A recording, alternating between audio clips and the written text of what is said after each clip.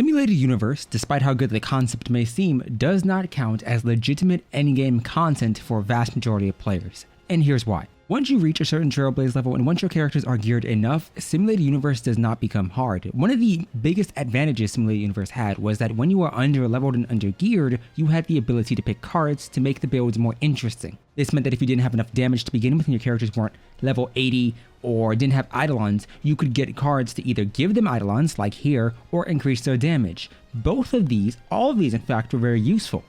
However, the downside is, as you start to match up, as your characters get geared, as they get their light cones up, as they become very useful and you've leveled up their traces and their relics, the benefits from Simulated Universe stop mattering as much. Now, the rewards themselves are nice. It's relatively equivalent to something like Memory of Chaos or Spiral Abyss and Genshin Impact. However, the problem is that no matter how many times you run it, at a certain point, once your account is geared enough, you can just auto it. And if you're capable of autoing the content, then it's not necessarily that fun. Now, I know individuals are going to say, oh, you can just manually play it, but let's be honest here. If the game is giving you auto and there's no legitimate benefit to you manually playing it out, then why would you? Because you can otherwise invest that time in something else and do something else in the background. After you become equal level, and after you have enough of gear and your account is prepared enough, you can auto this and it becomes much more of a chore than it does fun. Because you are participating in this to either click off the ones you don't have yet to get that checklist out, or to just get the rewards every week. Now, I'm aware individuals can say that yes, it may be a real problem, but if you're free to play, you've also probably reached this stage, especially if you have good characters and invested into them properly. Now, I understand they're adding more worlds, and as you go up in Trailblaze level and as you go up in Equilibrium level, you unlock more difficulties,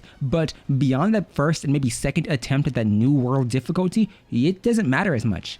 The most difficult boss in Simulated Universe is Farak, not because he's strong, but instead because he has the ability to imprison one of your allies, and most of the time that's usually a healer, and then he takes extra actions after it. It isn't that bad by comparison. The biggest problem with Cocolia is Bronya, and despite how nice all these blessings are, once you deal enough damage on your own, these just make the run so easy that you really don't have to pay attention. And so as a result, if you're wondering why this doesn't count as something like Endgame, or in comparison to something like Abyss or Memory of Chaos does, then the issue is, if Simulated Universe wanted to count its endgame, you could have the exact same mechanics and the exact same layout and structure. The only difference is your level wouldn't have mattered. A game like Arknights has something vaguely similar. Instead of obtaining buffs and walking in with your natural character levels, your characters are reset to level 1 with no promotions. This means that you can obtain a bunch of buffs, and some of these buffs will instead upgrade your characters, maybe improve their levels, or maybe give them that promotion and additional skill. This is actually really nice, because it does allow you to fill around with different builds and different team compositions without having to worry about what you already do.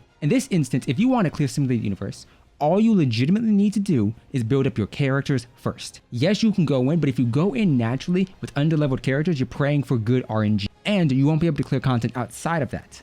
Most individuals naturally want to clear Memory of Chaos, and as a result, they're going to gear up their account. And as they do that, Simulated Universe becomes less about the buffs you get and more about how good your account already is. And so the initial fun factor wears off, especially when the additional difficulties don't add anything. They're not adding more enemies, they're not adding anything extra. Instead, what they're doing is they are improving and adding in more HP or damage modifiers, and these are mitigated by paths like Abundant or Preservation. If you have speed buffing paths, you get a bunch of energy. Look at this, my Seele has infinite ults because of this. That is simply due to one card. And so you have to ask, is this endgame when it loses out on the initial fun factor? And if we're saying, oh well, just take underleveled characters, and that defeats the purpose. That's like saying, oh yeah, if the game's too easy, just ungear all your characters. Well no, the purpose is for me to improve my account naturally.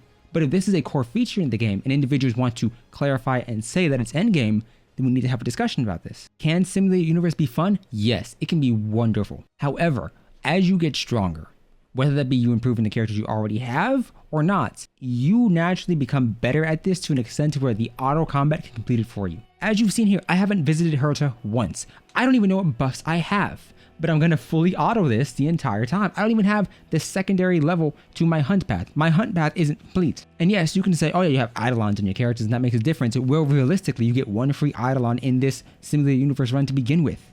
You get buffs from and completing and leveling up the store. So I don't want this to become about, oh, you're a whale, because realistically speaking, that affects Memory of Chaos more than it does this. This is a feature in the game that is dependent at base value on RNG, and that RNG can be supplemented and entirely circumvented by your account investments, the characters you have, and Eidolons. And if this is going to be considered endgame, then what does it look like for a lot of individuals a month from now, 2 months from now, 3 months, when your account is invested heavily, when you've completed World 7, when you've completed and have max Trailblaze level? What is next for you? Do any of you find yourself running through this, not necessarily for the resources, but for fun? And if you do, then let's talk about the ease of use and that comes with running through this. One of the biggest issues is that you have to run through this, as in manually run. Most of you are running around looking for the combat. If you aren't, then the world has not changed. The worlds don't have secrets. You're not going to open up a chest and find a random card in there. No, you don't.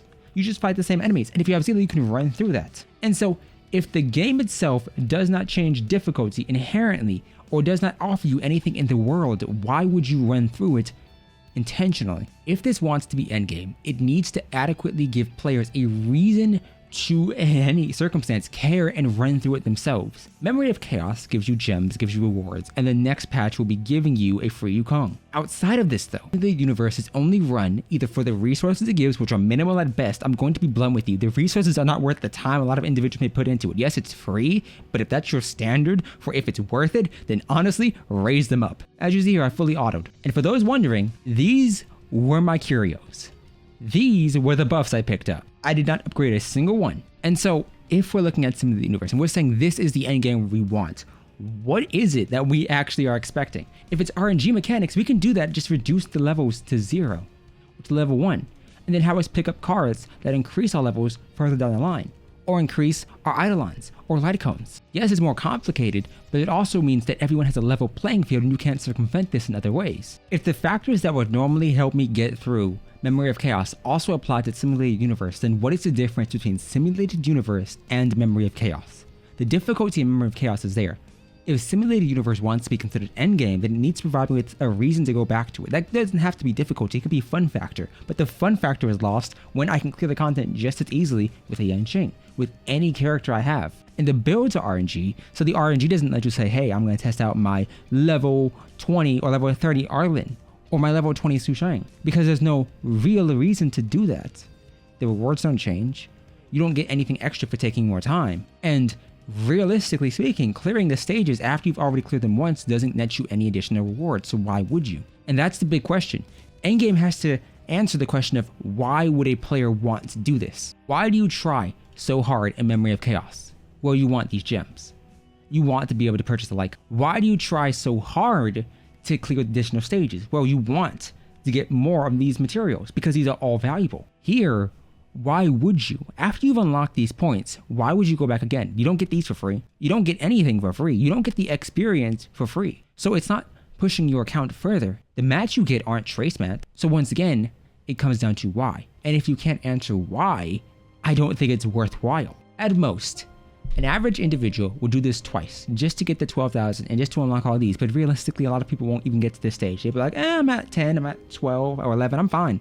And that's perfectly reasonable. So then if the system is fine as is, the rewards need to increase to make it more worthwhile.